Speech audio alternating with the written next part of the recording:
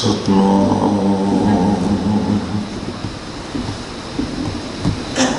वाहिगुरु साहिब जी। सलोक महला पहला। कुदरत करके वसया सोए, वक्त विचारे सो बंदा होए। कुदरत करके वसया सोए, वक्त विचारे सो बंदा होए। कुदरत है कीमत नहीं पाए, जा कीमत पाए ता कही ना जाए। शरअ शरीयत करें विचार,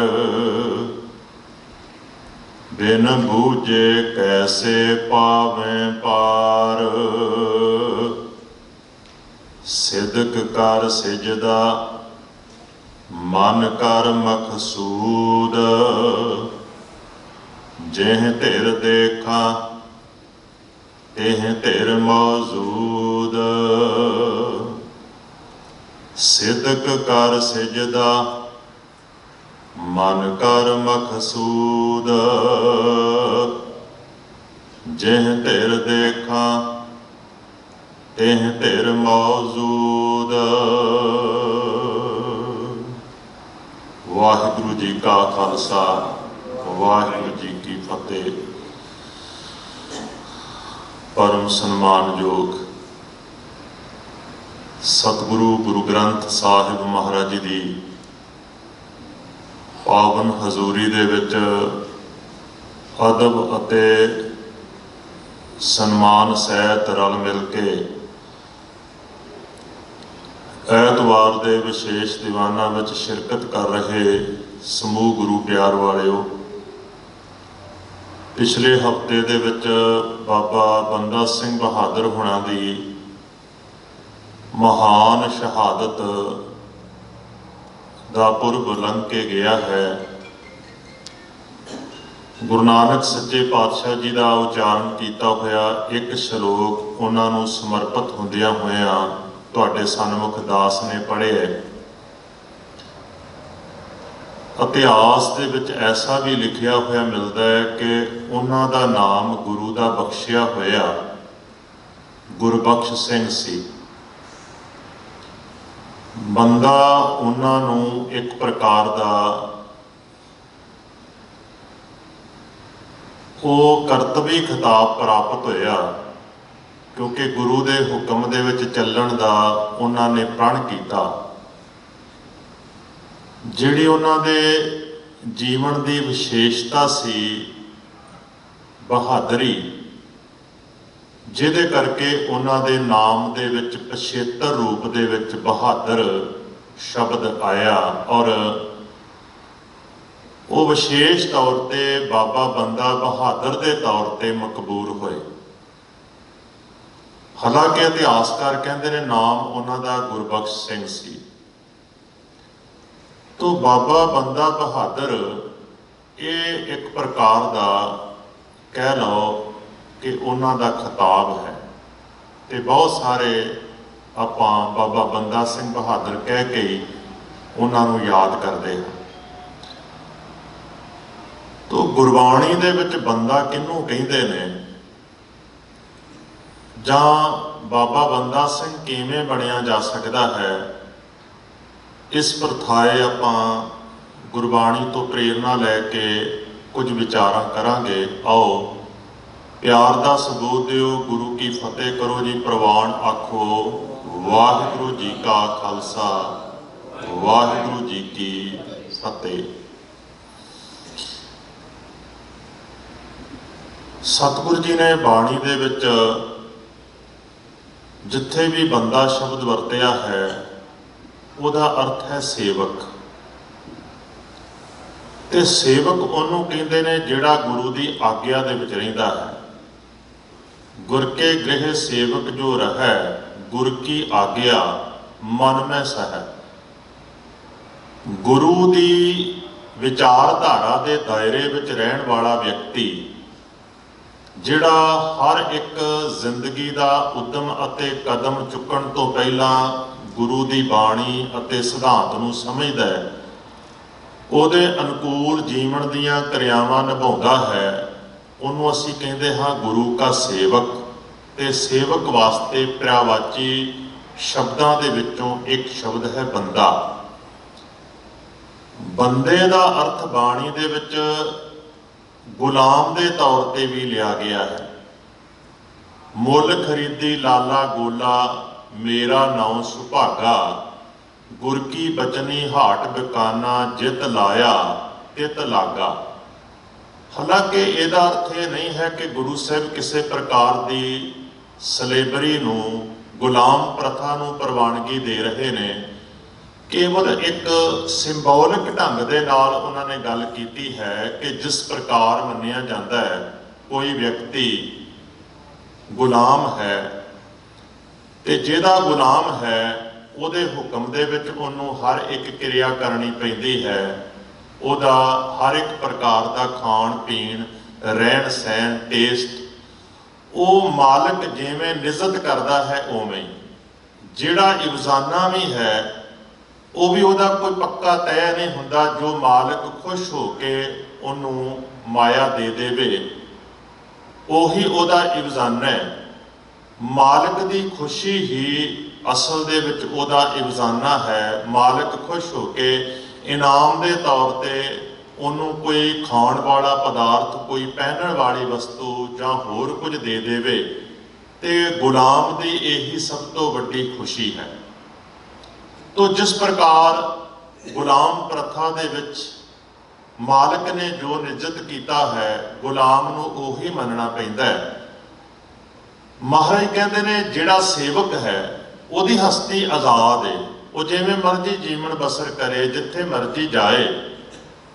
ਲੇਕਿਨ ਜਦੋਂ ਗੱਲ ਧਰਮ ਦੀ ਆ ਜਾਏ, ਜਦੋਂ ਗੱਲ ਨਿਯਮਾਂ ਦੀ ਆ ਜਾਏ ਤੇ ਉਹਨੇ ਨਿਯਮਾਂ ਦਾ ਪਾਬੰਦ ਉਵੇਂ ਹੋਣਾ ਜਿਵੇਂ ਇੱਕ ਗੁਲਾਮ ਆਪਣੇ ਮਾਲਕ ਦੇ ਹੁਕਮ ਦਾ ਪਾਬੰਦ ਰਹਿੰਦਾ।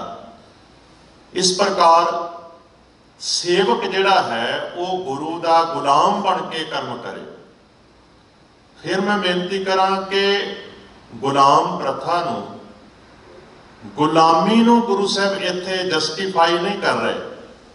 ਗੁਰੂ ਸਾਹਿਬ ਕੇਵਲ ਸਿੰਬੋਲਿਕ ਢੰਗ ਦੇ ਨਾਲ ਉੱਥੋਂ ਇੱਕ ਪ੍ਰੇਰਨਾ ਦੇ ਰਹੇ ਨੇ ਕਿ ਭਾਈ ਗੁਲਾਮੀ ਦੀ ਪ੍ਰਥਾ ਮਾੜੀ ਹੋ ਸਕਦੀ ਹੈ, ਪਰ ਇੱਕ ਗੱਲ ਤਾਂ ਪੱਕੀ ਹੈ ਨਾ ਕਿ ਮੰਨਿਆ ਇਹ ਜਾਂਦਾ ਹੈ ਕਿ ਗੁਲਾਮ ਨੇ ਮਾਲਕ ਦੇ ਹੁਕਮ ਵਿੱਚ ਰਹਿਣਾ ਤੇ ਤੁਸੀਂ ਗੁਲਾਮ ਬਣੋ ਕੇਵਲ ਵਾਹਿਗੁਰੂ ਜੀ ਦੇ, ਤੁਸੀਂ ਗੁਰੂ ਦੇ ਗੁਲਾਮ ਬਣ ਕੇ ਰਹੋ। ਇੱਥੇ ਵੀ ਗੱਲ ਦਾ ਖਿਆਲ ਰੱਖਿਓ ਕਿ ਮਨਮੁਖ ਸਾਹਿਬ ਛੱਡ ਕੇ ਹੋਏ ਬੰਦੇ ਦਾ ਬੰਦਾ।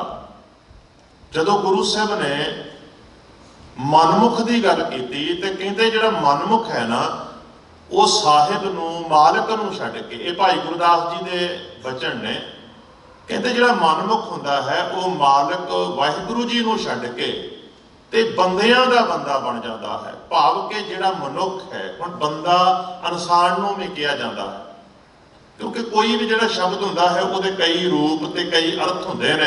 ਆਪਾਂ ਆਮ ਹੀ ਕਹਿੰਦੇ ਹਾਂ ਫਲਾਣੇ ਬੰਦੇ ਨੇ ਆਹ ਕੰਮ ਕਰ ਦਿੱਤਾ। ਹੁਣ ਜਦੋਂ ਆਪਾਂ ਇਹ ਸ਼ਬਦ ਵਰਤਦੇ ਹਾਂ ਫਲਾਣੇ ਬੰਦੇ ਨੇ ਆਹ ਕੰਮ ਕੀਤਾ, ਫਲਾਣਾ ਬੰਦਾ ਅੱਜ ਗੁਰਦੁਆਰੇ ਨਹੀਂ ਆਇਆ, ਫਲਾਣਾ ਬੰਦਾ ਗੁਰਦੁਆਰਾ ਸਾਹਿਬ ਵਿਖੇ ਆਹ ਕੰਮ ਕਰ ਰਿਹਾ ਸੀ, ਉਹਦਾ ਅਰਥ ਇਹ ਨਹੀਂ ਹੁੰਦਾ ਕਿ ਆਪਾਂ ਕਹਿ ਰਹੇ ਹਾਂ ਕਿ ਇਹ ਜਿਹੜਾ ਵਿਅਕਤੀ ਹੈ ਬੜਾ ਹੁਕਮੀ ਹੈ। ਨਹੀਂ, ਉੱਥੇ ਕੇਵਲ ਬੰਦਾ ਕਹਿਣ ਦਾ ਅਰਥ ਹੁੰਦਾ ਹੈ ਇਨਸਾਨ।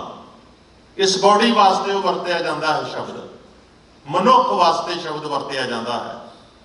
ਤੋ ਗੁਰੂ ਸਾਹਿਬ ਨੇ ਮਨੁੱਖ ਦੀ ਹਸਤੀ ਵਾਸਤੇ ਸ਼ਬਦ ਵਰਤਿਆ ਕਿ ਜਿਹੜੀ ਮਨੁੱਖ ਦੀ ਹਸਤੀ ਮਨ ਦੇ ਮਗਰ ਤੁਰਦੀ ਹੈ, ਗੁਰੂ ਦੇ ਗਿਆਨ ਮਗਰ ਨਹੀਂ।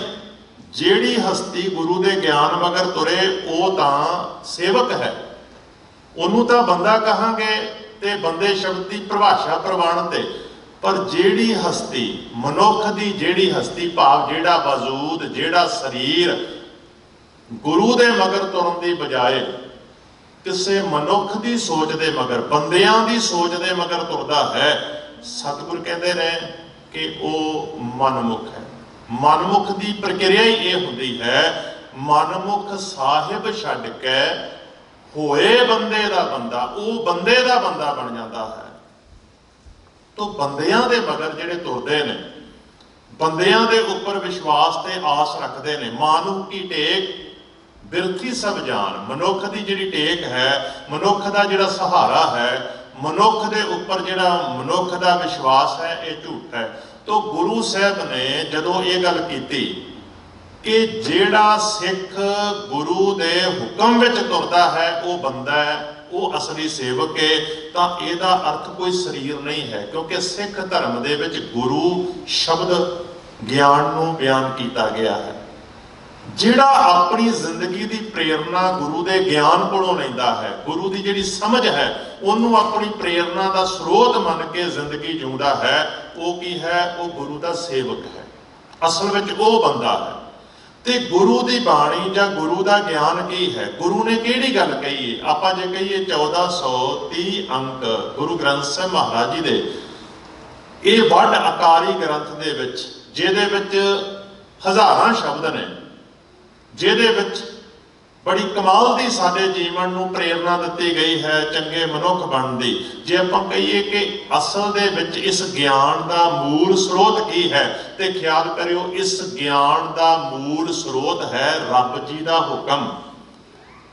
क्योंकि जिहड़ा ब्रह्मंड दे विच हुक्म वरत रहा है, जिस हुक्म नूं बुझना पैंदा है, जिन्ना कोई हुक्म नूं बुझ लवे उन्ना की मनुख सियाणा मन्निया जाता है। जिन्नी साइंस टेक्नोलॉजी की तरक्की है, जो कुछ हुण तक साइंस ने लभ्या सारा कुछ की है, ये हुक्म नूं ही लभ्या। मानो मैडिकल साइंस की जे आपां गल करिए, भावें कई प्रकार दियां शरीर नूं ठीक करन दियां पूरी दुनिया दे विच दवाइयां दियां प्रणालियां ने, भावें वो आयुर्वैद होवे, होमोपैथी होवे, एलोपैथी होवे, कई प्रकार दियां होर भी पैथियां ने।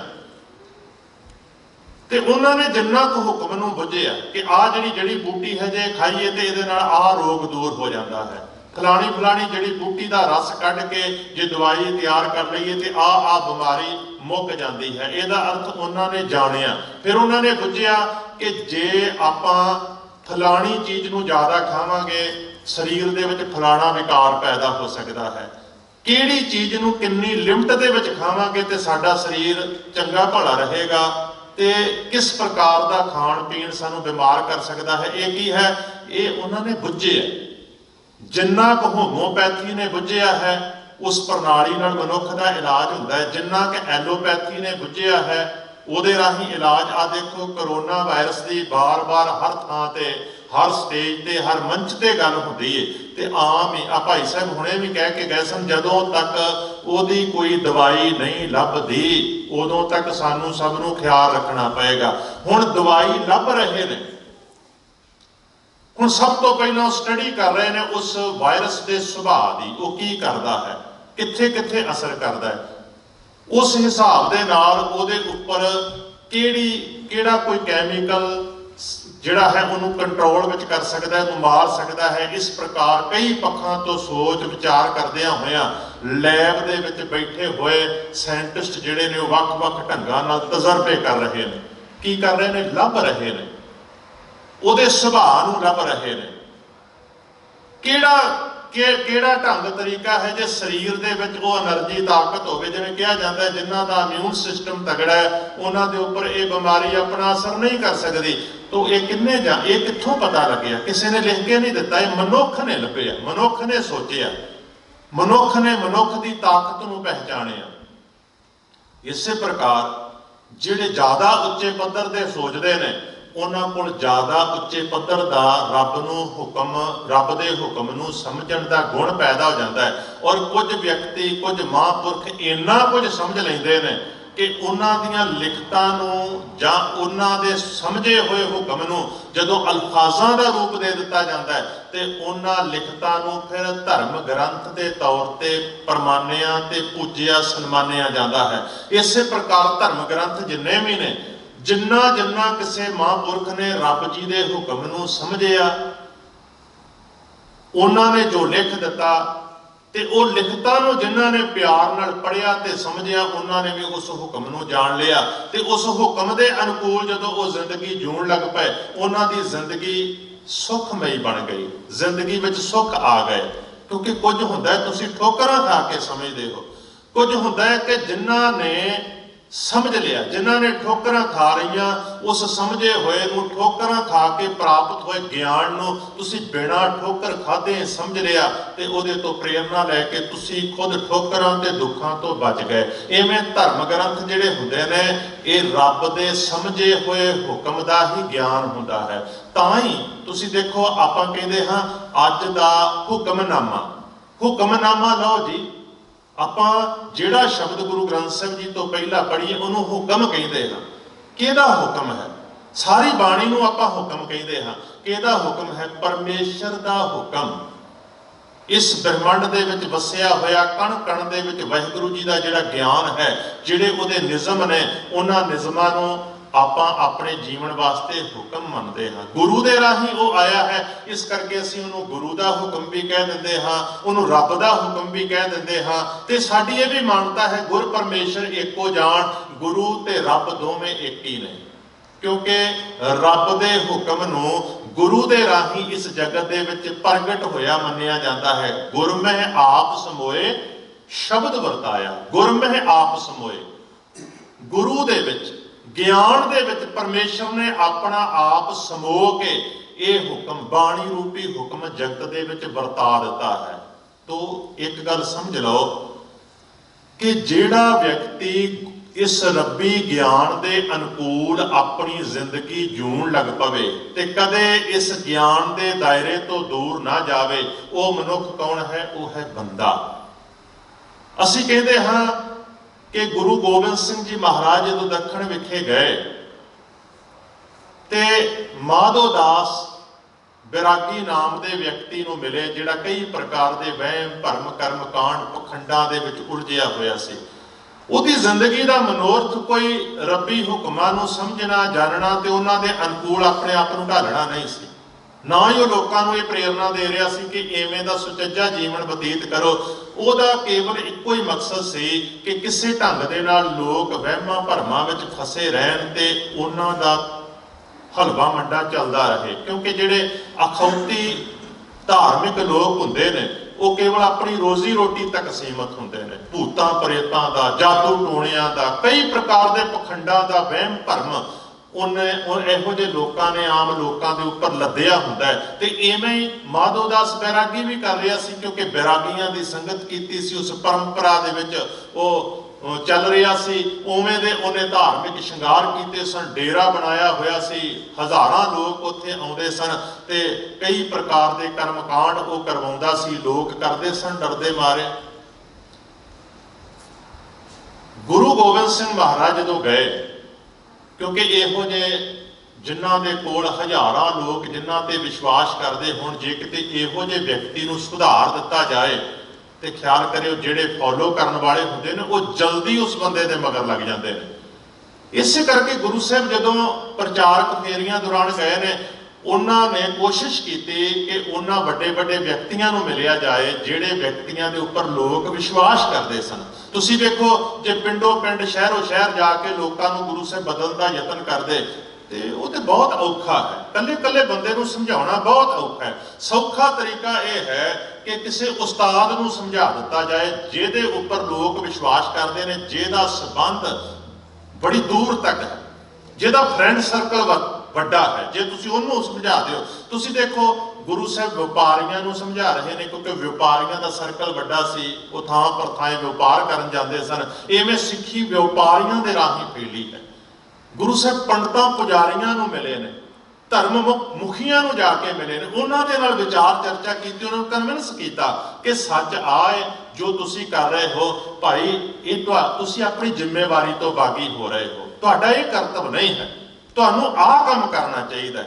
इवें ਵੱਡੇ ਵੱਡੇ ਪੰਡਤਾਂ ਪਾਂਧਿਆਂ ਨੂੰ, ਮੁੱਲਾ ਮੁਲਾਣਿਆਂ ਨੂੰ, कई प्रकार के होर जैनी सरेबड़ियां गुरु साहब मिले, धार्मिक मुखियां मिले ਰਾਜਨੀਤਿਕ ਲੋਕਾਂ ਨੂੰ ਵੀ ਮਿਲੇ ਤੇ ਉਹਨਾਂ ਨੂੰ ਪ੍ਰੇਰਨਾ ਦਿੱਤੀ ਕਿ ਤੁਹਾਡਾ ਆ ਜਿਹੜਾ ਫਰਜ਼ ਹੈ ਇਹੀ ਤੁਹਾਡੇ ਲਈ ਧਰਮ ਹੈ। ਜੇ ਤੁਸੀਂ ਇਸ ਧਰਮ ਨੂੰ, ਇਸ ਫਰਜ਼ ਨੂੰ ਨਿਭਾਓ ਤਾਂ ਤੁਸੀਂ ਧਾਰਮਿਕ ਕਹਿਲਾਉਣ ਦੇ ਜਾਂ ਰਾਜਨੀਤਿਕ ਲੀਡਰ ਅਖਵਾਉਣ ਦੇ ਅਧਿਕਾਰੀ ਹੋ।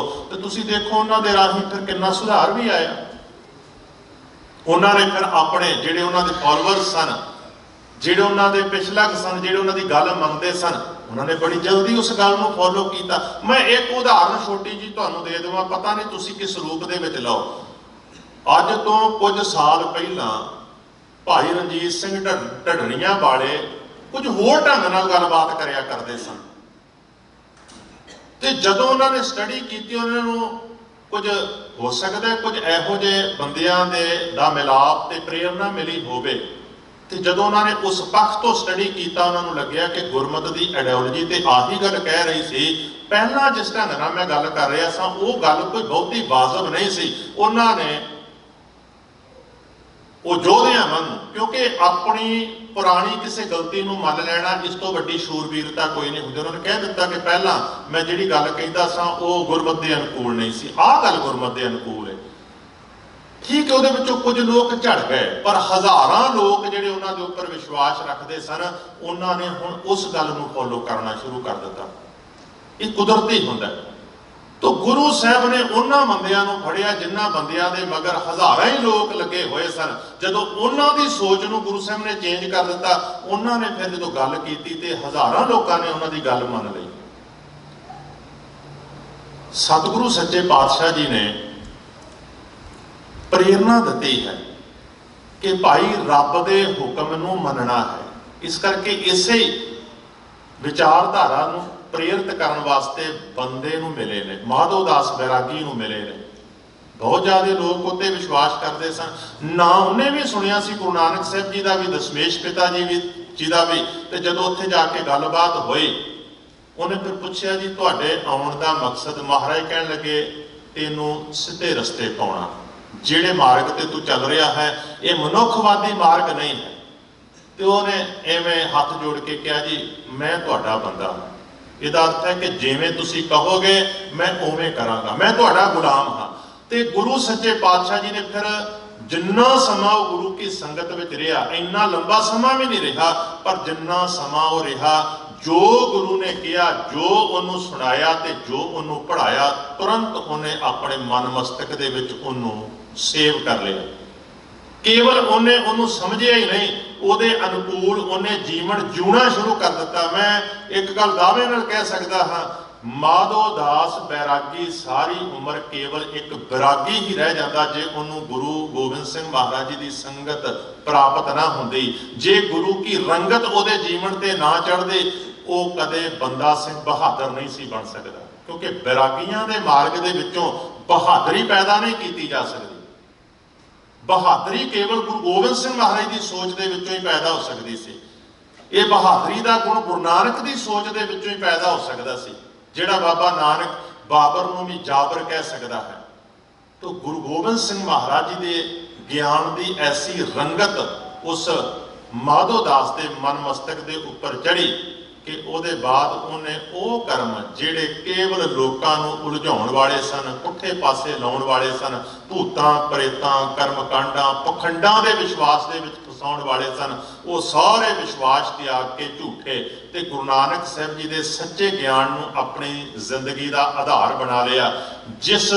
ਜਿਸ ਸੋਚ ਦਾ ਮੁੱਖ ਮੋਟਿਵ ਇਹ ਸੀ ਇਨਸਾਨੀ ਆਜ਼ਾਦੀ, ਇਨਸਾਨੀ ਜ਼ਿੰਦਗੀ ਦੇ ਉੱਪਰ ਲੱਗੀ ਹੋਈ ਗੁਲਾਮੀ ਦੀ ਪਰਤ ਨੂੰ ਉਧੇੜ ਕੇ ਦੂਰ ਕਰਨਾ ਤੇ ਮਨੁੱਖ ਨੂੰ ਮਨੁੱਖ ਹੋਣ ਦਾ ਅਹਿਸਾਸ ਕਰਵਾਉਣਾ, ਉਹਨੂੰ ਉਹਦੇ ਹੱਕਾਂ ਦੀ ਪ੍ਰਾਪਤੀ ਕਰਵਾਉਣੀ। ਤੇ ਫਿਰ ਬਾਬਾ ਬੰਦਾ ਸਿੰਘ ਬਹਾਦਰ ਭਾਵ ਗੁਰਬਖਸ਼ ਸਿੰਘ ਜਿਹੜਾ ਸੀ ਉਹ ਮਨੁੱਖਾਂ ਦੇ ਹੱਕਾਂ ਵਾਸਤੇ ਸੰਘਰਸ਼ ਕਰਨ ਲੱਗ ਪਿਆ। ਉਹ ਗੁਰੂ ਬਾਣੀ ਨੂੰ ਪਿਆਰ ਨਾਲ ਪੜ੍ਹਦਾ, ਉਹ ਕਣ ਕਣ ਦੇ ਵਿੱਚ ਵਸੇ ਹੋਏ ਨਿਰੰਕਾਰ ਦੇ ਜਲਵੇ ਨੂੰ ਸਮਝਣ ਦਾ ਯਤਨ ਕਰਦਾ।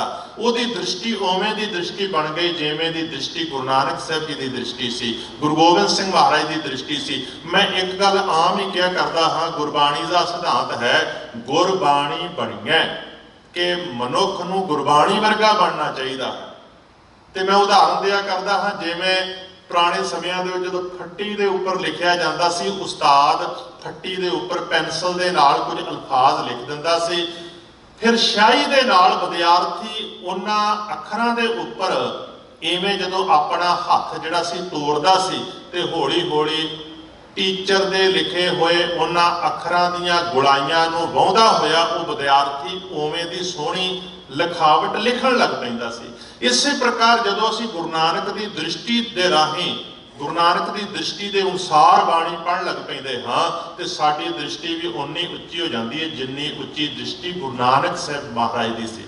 ਜੇ ਤੇ ਬਾਣੀ ਨੂੰ ਪੜ੍ਹਿਆ ਜਾਏ ਮੰਤਰਾਂ ਵਾਂਗੂ, ਜਿਵੇਂ ਮੰਤਰਾਂ ਵਾਂਗੂ ਪੜ੍ਹਨ ਦੀ ਪ੍ਰੇਰਨਾ ਤਾਂਤਰਿਕਾਂ ਨੇ ਦਿੱਤੀ ਸੀ, ਤੇ ਜਿੱਥੋਂ ਸੇਧ ਲੈ ਕੇ ਅੱਜ ਸਿੱਖ ਜਗਤ ਦੇ ਵਿੱਚ ਵੀ ਬਹੁਤ ਸਾਰੇ ਐਸੇ ਤਾਂਤਰਿਕ ਨੇ ਜਿਹੜੇ ਇਹ ਸਮਝੀ ਜਾਂਦੇ ਨੇ ਕੇਵਲ ਬਾਣੀ ਨੂੰ ਪੜ੍ਹਨ ਦੇ ਨਾਲ ਮਕਸਦ ਹੱਲ ਹੋ ਜਾਣਾ, ਪਰ ਜੇ ਕੋਈ ਬਾਣੀ ਦੇ ਅਨੁਸਾਰ ਬਣਨ ਦਾ ਯਤਨ ਕਰੇਗਾ ਤੇ ਉਹਦੀ ਦ੍ਰਿਸ਼ਟੀ ਓਨੀ ਹੀ ਉੱਚੀ ਤੇ ਸੁੱਚੀ ਬਣ ਜਾਏਗੀ ਜਿੰਨੀ ਉੱਚੀ ਤੇ ਸੁੱਚੀ ਦ੍ਰਿਸ਼ਟੀ ਗੁਰੂ ਨਾਨਕ ਸਾਹਿਬ ਜੀ ਦੀ ਸੀ, ਗੁਰੂ ਗੋਬਿੰਦ ਸਿੰਘ ਮਹਾਰਾਜ ਜੀ ਦੀ ਸੀ। ਇਵੇਂ ਜਦੋਂ ਉਸ ਢੰਗ ਦੇ ਨਾਲ ਬਾਣੀ ਨੂੰ ਪੜ੍ਹਨਾ ਆਰੰਭ ਕੀਤਾ, ਮਾਧੋ ਦਾਸ ਬੈਰਾਗੀ ਤੋਂ ਗੁਰੂ ਕੇ ਬਖਸ਼ੇ ਹੋਏ ਗੁਰਬਖਸ਼ ਸਿੰਘ ਨੇ, ਤੇ ਉਹਦੇ ਵਿੱਚੋਂ ਫਿਰ ਪੈਦਾ ਹੋਈਆਂ ਦੋ ਚੀਜ਼ਾਂ, ਇੱਕ ਉਹਦਾ ਬੰਦਾ ਹੋ ਜਾਣਾ ਤੇ ਇੱਕ ਉਹਦੇ ਜੀਵਨ ਦੇ ਵਿੱਚ ਬਹਾਦਰੀ ਦਾ ਪੈਦਾ ਹੋ ਜਾਣਾ।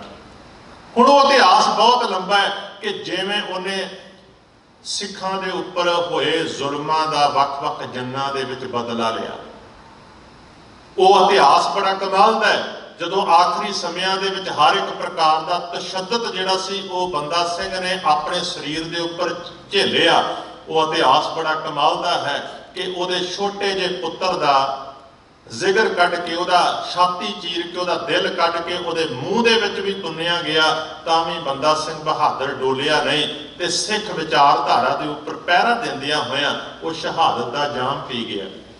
ਮੈਂ ਜਿਹੜਾ ਸ਼ਲੋਕ ਤੁਹਾਡੇ ਸਾਹਮਣੇ ਪੜ੍ਹਿਆ ਇਹਦੇ ਮੈਂ ਅਰਥ ਕਰਨ ਦੇ ਬਾਅਦ ਸਮਾਪਤੀ ਕਰ ਦਿਆਂਗਾ। ਕਿਵੇਂ ਕੋਈ ਵਿਅਕਤੀ ਬੰਦਾ ਹੋ ਸਕਦਾ ਹੈ, ਗੁਰੂ ਦਾ ਬੰਦਾ ਕਿਵੇਂ ਬਣਿਆ ਜਾ ਸਕਦਾ, ਕੀ ਹੈ ਗੁਰੂ ਦੀ ਦ੍ਰਿਸ਼ਟੀ ਜਿਹੜੀ ਅਪਣਾਉਣੀ ਪਏਗੀ। ਮਹਾਰਾਜ ਕਹਿੰਦੇ ਨੇ ਸ਼ਲੋਕ ਮਹਿਲਾ ਪਹਿਲਾ, ਕੁਦਰਤ ਕਰਕੇ ਵਸਿਆ ਸੋਏ। ਜਿਸ ਰੱਬ ਨੂੰ ਆਪਾਂ ਨੇ ਪਾਉਣਾ ਹੈ, ਜਿਸ ਰੱਬ ਨੂੰ ਆਪਾਂ ਨੇ ਅਨੁਭਵ ਕਰਨਾ ਹੈ, ਉਹ ਪਰਮੇਸ਼ਰ ਕਿੱਥੇ ਹੈ। ਗੁਰਬਾਣੀ ਦੀ ਦ੍ਰਿਸ਼ਟੀ ਕਹਿੰਦੀ ਹੈ ਕੁਦਰਤ ਕਰਕੇ ਵਸਿਆ ਸੋਏ। ਉਹ ਪਰਮੇਸ਼ਰ ਕੁਦਰਤ ਬਣ ਕੇ ਵਸ ਰਿਹਾ ਹੈ, ਭਾਵ ਕਿ ਕੁਦਰਤ ਦੇ ਵਿੱਚ ਉਹਦਾ ਜਲਵਾ ਹੈ। ਜਿਹੜੇ ਹੁਕਮ ਨੂੰ ਆਪਾਂ ਨੇ ਬੁੱਝਣਾ ਹੈ ਕੁਦਰਤ ਦੇ ਵਿੱਚੋਂ ਹੀ ਅਸਾਂ ਨੇ ਲੱਭਣਾ ਹੈ ਉਹਨੂੰ। ਕਿਵੇਂ ਇਸ ਕੁਦਰਤ ਦੇ ਵਿੱਚ ਰੰਗ ਭਰ ਜਾਂਦੇ ਨੇ, ਖੁਸ਼ਬੂ ਭਰ ਜਾਂਦੀ ਹੈ, ਰਸ ਭਰ ਜਾਂਦੇ ਨੇ। ਕਿਵੇਂ ਕੁਦਰਤ ਦੀਆਂ ਨਿਆਮਤਾਂ ਆਖਰ ਇੱਕ ਦਿਨ ਸੁੱਕ ਜਾਂਦੀਆਂ ਨੇ, ਮੁੱਕ ਜਾਂਦੀਆਂ ਨੇ, ਬੀਜ ਫਿਰ ਧਰਤੀ ਵਿੱਚ ਜਾਂਦਾ ਹੈ ਤੇ ਕਿਵੇਂ ਬੀਜ ਫਿਰ ਪੌਦੇ ਦਾ ਰੂਪ ਅਖਤਿਆਰ ਕਰ ਜਾਂਦਾ ਹੈ। ਪੌਦੇ ਨੂੰ ਕਿਵੇਂ ਫੁੱਲ ਲੱਗਦੇ ਨੇ ਰੰਗ ਬਰੰਗੇ, ਉਹਨਾਂ ਫੁੱਲਾਂ ਦੇ ਝੜਨ ਦੇ ਬਾਅਦ ਫਲ ਬਣਦੇ ਨੇ, ਕਿਵੇਂ ਉਹਨਾਂ ਵਿੱਚ ਮਿੱਠਾ ਜਾਂ ਖੱਟਾ ਰਸ ਪੈਦਾ ਹੋ ਜਾਂਦਾ ਹੈ। ਉਹ ਫਲ ਟੁੱਟ ਜਾਂਦੇ ਨੇ ਸਮੇਂ ਦੇ ਨਾਲ ਤੇ ਫਿਰ ਉਹਨਾਂ ਫਲਾਂ ਦੇ ਵਿੱਚੋਂ ਬੀਜ ਧਰਤੀ ਦੇ ਵਿੱਚ ਜਾਂਦਾ ਹੈ ਤੇ ਫਿਰ ਪੁੰਗਰ ਆਉਂਦਾ ਹੈ। ਇਵੇਂ ਪੂਰੇ ਬ੍ਰਹਮੰਡ ਦੇ ਵਿੱਚ ਇਹ ਜਲਵਾ ਕਿਵੇਂ ਚੱਲਦਾ ਪਿਆ ਹੈ। ਇਵੇਂ ਕਣ ਕਣ ਦੇ ਵਿੱਚ ਕੁਦਰਤ ਦੀ ਉਸ ਰੌਣਕ ਨੂੰ, ਉਸ ਸ਼ਕਤੀ ਨੂੰ ਜਦੋਂ ਆਪਾਂ ਸਮਝਣ ਤੇ ਬੁੱਝਣ ਲੱਗ ਪੈਂਦੇ ਹਾਂ ਤੇ ਆਪਣੇ ਆਪ ਹੀ ਸਾਡੀ ਦ੍ਰਿਸ਼ਟੀ ਉੱਥੇ ਪਹੁੰਚ ਜਾਂਦੀ ਹੈ ਜਿੱਥੇ ਜਾ ਕੇ ਗੁਰੂ ਸਾਹਿਬ ਕਹਿੰਦੇ ਨੇ ਕੁਦਰਤ ਕਰਕੇ ਵਸਿਆ ਸੋਏ, ਵਖਤ ਵਿਚਾਰੇ ਸੋ ਬੰਦਾ ਹੋਏ। ਇੱਕ ਬੜੀ ਕਮਾਲ ਦੀ ਗੱਲ ਹੈ, ਆਮ ਤੌਰ ਤੇ ਧਰਮ ਦੇ ਰਸਤੇ ਦੇ ਉੱਪਰ ਚੱਲਣ ਵਾਲੇ ਜਿਹੜੇ ਵਿਅਕਤੀ ਨੇ ਨਾ, ਉਹਨਾਂ ਨੇ ਬਹੁਤ ਸਾਰੀਆਂ ਆਪਣੇ ਵਾਸਤੇ ਦੀਵਾਰਾਂ ਬਣਾਈਆਂ ਹੁੰਦੀਆਂ ਨੇ। ਜਿਵੇਂ ਇਸਲਾਮ ਕੀ ਕਹਿੰਦੀ ਸੀ, ਜੇ ਤੁਸੀਂ ਇਸਲਾਮ ਕੋਲੋਂ ਬੰਦੇ ਦੀ ਪਰਿਭਾਸ਼ਾ ਪੁੱਛੋ ਤੇ ਇਸਲਾਮ ਪਤਾ ਕੀ ਕਹਿੰਦੀ ਹੈ। ਉਹ ਗੁਰੂ ਨਾਨਕ ਸਾਹਿਬ ਜੀ ਨੇ ਇਸਲਾਮ ਦੀ ਸੋਚ ਬਾਰੇ ਜਦੋਂ ਕੰਪੈਰੀਟਿਵਲੀ ਦੱਸਿਆ, ਉਹਨਾਂ ਨੇ ਹਿੰਦੂਆਂ ਬਾਰੇ, ਜੋਗੀਆਂ ਬਾਰੇ, ਸਾਰਿਆਂ ਬਾਰੇ ਦੱਸਿਆ ਤੇ ਉਹ ਮੁਸਲਮਾਨ ਦੇ ਬਾਰੇ ਕਹਿੰਦੇ ਨੇ ਕਿ ਮੁਸਲਮਾਨਾਂ ਦੇ ਵਿੱਚ ਇਹ ਮਕਬੂਲ ਸੀ, ਬੰਦੇ ਸੇ ਜੇ ਪਵੇ ਵਿੱਚ ਬੰਦੀ ਵੇਖਣ ਕੋ ਦੀਦਾਰ। ਉਹ ਕਹਿੰਦੇ ਸਨ ਕਿ ਬੰਦੇ ਉਹ ਨੇ, ਇਸਲਾਮ ਵਾਲੇ ਕਹਿੰਦੇ ਸਨ, ਕੁਰਾਨ ਇਹ ਕਹਿੰਦੀ ਸੀ ਬੰਦੇ ਉਹ ਨੇ ਜਿਹੜੇ ਸ਼ਰੀਅਤ ਦੀ ਬੰਦਿਸ਼ ਦੇ ਵਿੱਚ ਪੈਂਦੇ ਨੇ। ਕਾਹਦੇ ਵਾਸਤੇ? ਉਹਦੇ ਦੀਦਾਰਾਂ ਨੂੰ ਵੇਖਣ ਵਾਸਤੇ। ਤੇ ਇੱਕ ਗੱਲ ਦਾ ਖਿਆਲ ਕਰਿਓ,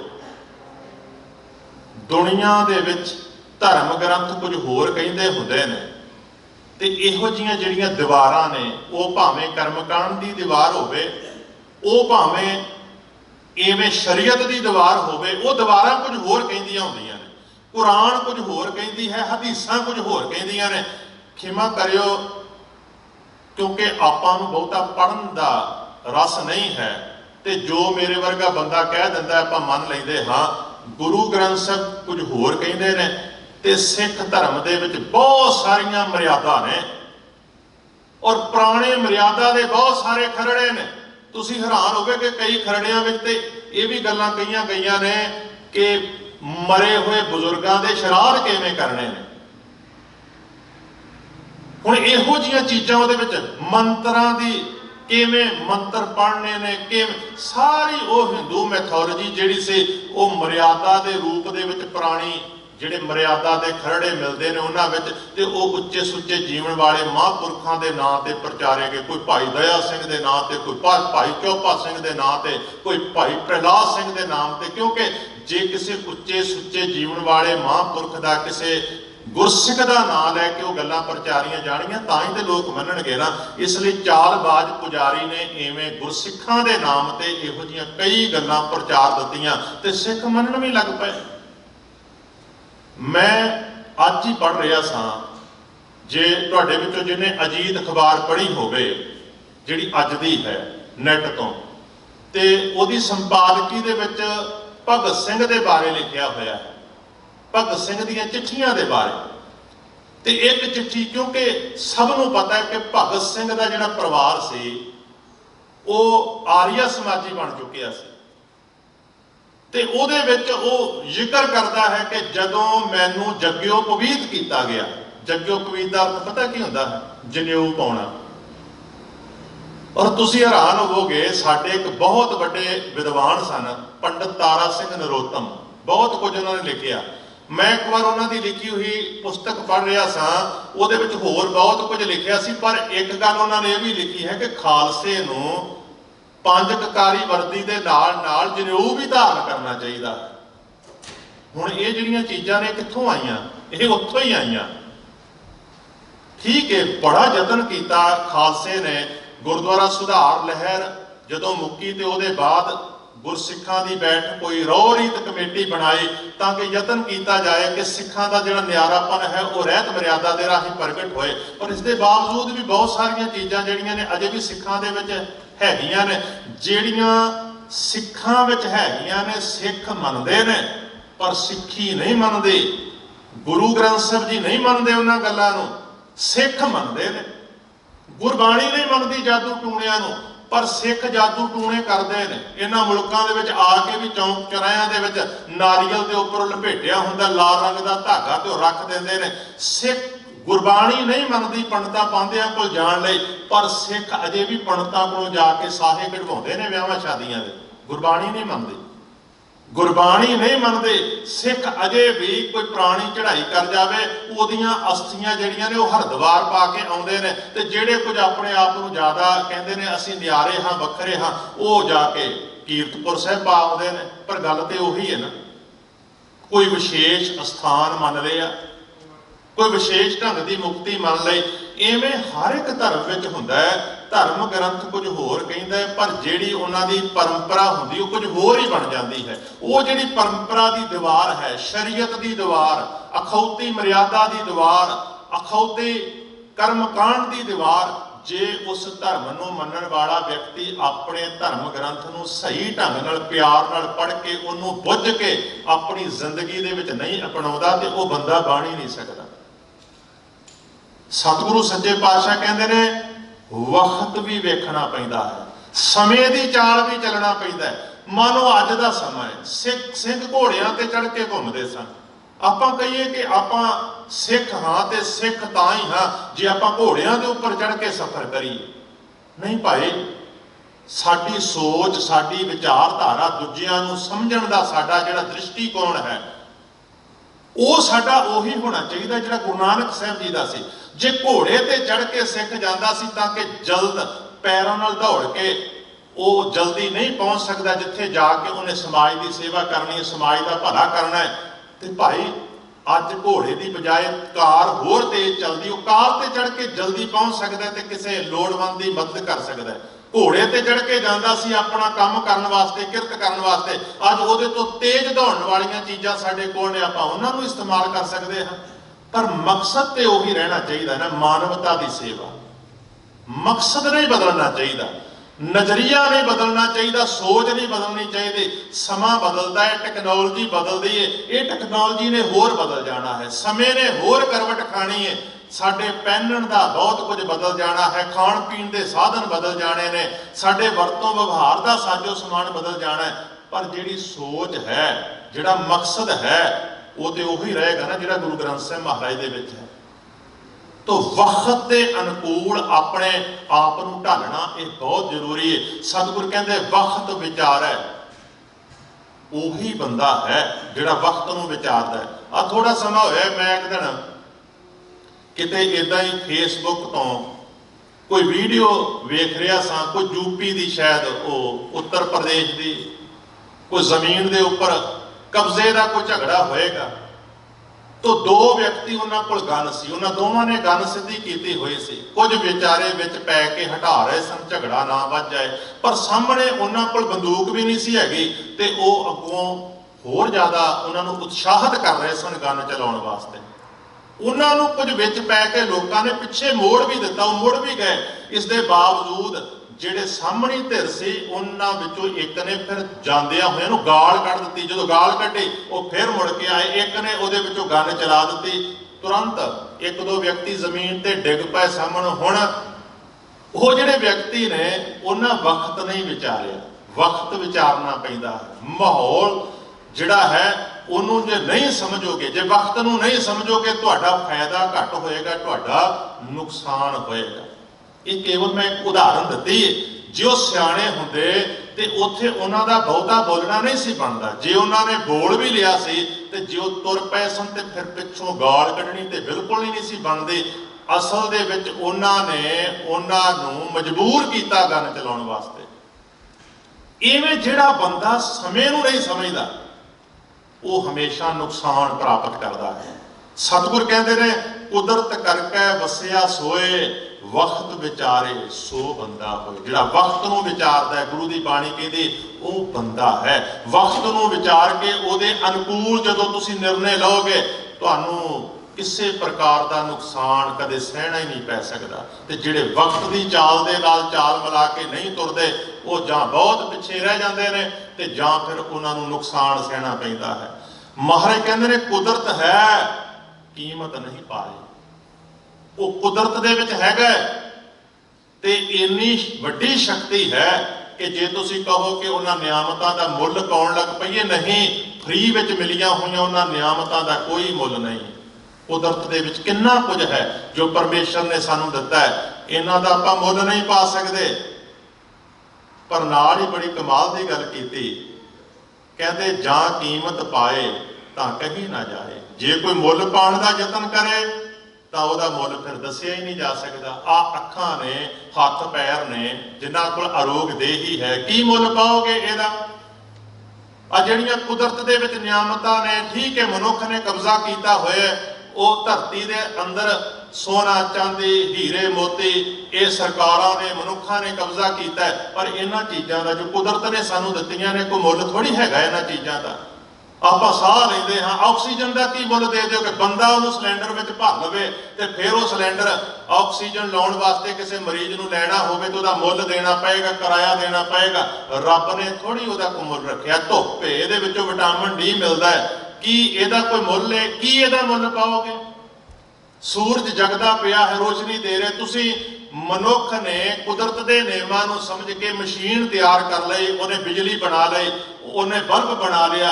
ਹੁਣ ਉਹ ਬਿਜਲੀ ਜਦੋਂ ਸਾਡੇ ਘਰਾਂ ਤੱਕ ਆਉਂਦੀ ਹੈ, ਬਲਬ ਜਗਦਾ ਹੈ ਤੇ ਨਾਲ ਹੀ ਮੀਟਰ ਘੁੰਮਦਾ ਹੈ। ਪਰ ਸੂਰਜ ਜਗਦਾ ਪਿਆ, ਸਾਨੂੰ ਰੋਸ਼ਨੀ ਦੇ ਰਿਹਾ। ਕਦੇ ਉਹਦਾ ਮੁੱਲ ਲਿਆ ਪਰਮੇਸ਼ਰ ਨੇ? ਕੋਈ। ਫਿਰ ਕੀ ਕੀਮਤ ਇਹਦੀ ਪਾਓਗੇ? ਕੋਈ ਕੀਮਤ ਨਹੀਂ ਆਪਾਂ ਪਾ ਸਕਦੇ। ਸਤਿਗੁਰ ਕਹਿੰਦੇ ਨੇ ਜਾਂ ਕੀਮਤ ਪਾਏ ਤਾਂ ਕਹੀ ਨਾ ਜਾਏ। ਜੇ ਕੀਮਤ ਪਾਉਣ ਦਾ ਯਤਨ ਕਰੋਗੇ, ਕਿਰਾਇਆ ਲੱਭਣ ਦਾ ਯਤਨ ਕਰੋਗੇ ਕਿ ਮਨੁੱਖ ਸਾਰਾ ਦਿਨ ਸੂਰਜ ਦੀ ਰੋਸ਼ਨੀ ਵਿੱਚ ਰਹਿੰਦਾ ਹੈ, ਇੰਨਾ ਬਿੱਲ ਰੱਬ ਨੂੰ ਦੇਣਾ ਪਏਗਾ। ਮਨੁੱਖ ਆਕਸੀਜਨ ਲੈਂਦਾ ਹੈ, ਇੰਨਾ ਬਿੱਲ ਹੋਣਾ ਚਾਹੀਦਾ। ਨਹੀਂ, ਪਾ ਹੀ ਨਹੀਂ ਸਕਦੇ ਤੁਸੀਂ ਕੋਈ ਕੀਮਤ ਉਹਦੀ।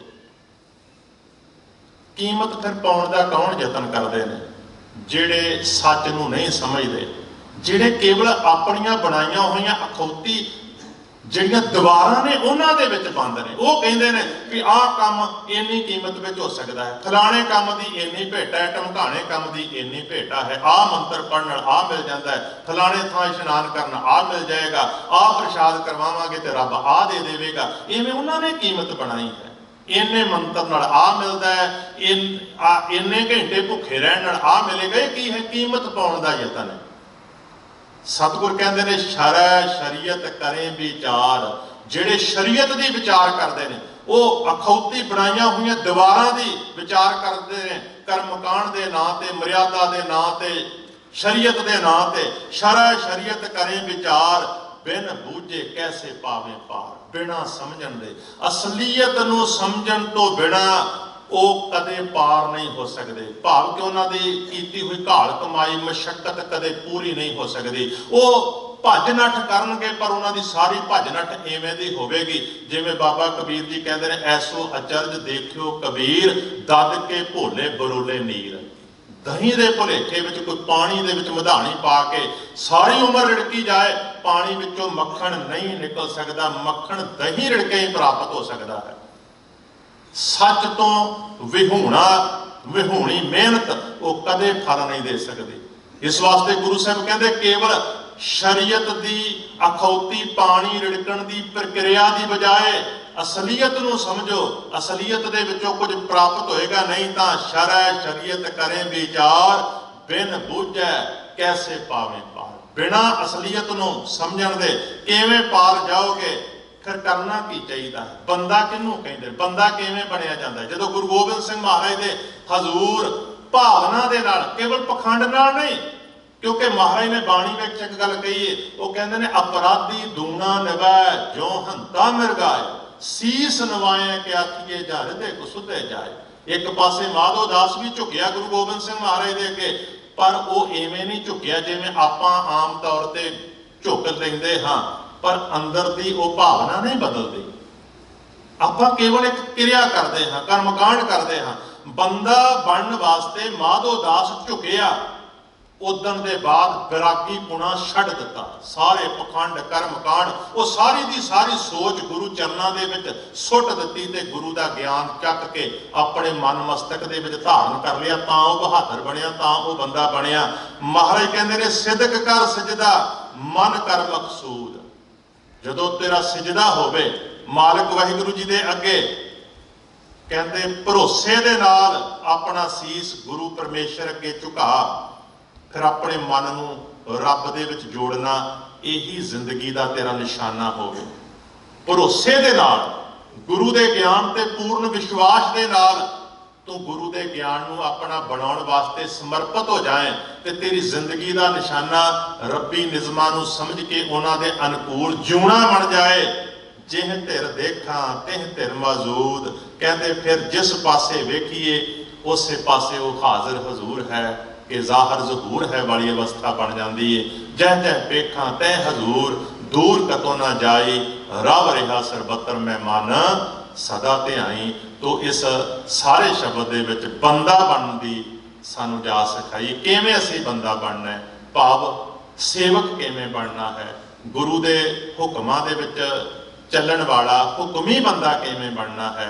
तो गुरु किरपा करन बाबा बंदा सिंह बहादुर जिन्हां ने जो महान शहादत साडे वास्ते दित्ती और सिख राज दे उसराइए सन, उन्हां तो प्रेरणा लैके बाद में सिखां ने सिख राज कायम करने वास्ते लंबा संघर्ष वेढ़िया। ते बाबा बंदा सिंह बहादुर वांगू हर कुर्बानी देण लई उस पुराने जिहड़े मिसलधारी सिख सन वो दृढ़ सन। उहदे विचों ही खालसा राज की सिरजना हुई, महाराजा रणजीत सिंह का राज बनया। सतगुर बख्शिश करन राज अज भी साडे पैरां ते झुकण लई तैयार है, बशर्ते कि आपां आम बंदियां तो बंदे हो निबड़ीए, गुरु दे बंदे बन जाइए, गुरु दे ज्ञान विचों साडी जिंदगी विच बहादुरी आ जाए, फिर बड़े बड़े विशाल राज भी साडे अगे घुटने टेक सकते हैं। होइयां भुलां चूकां दी खिमा।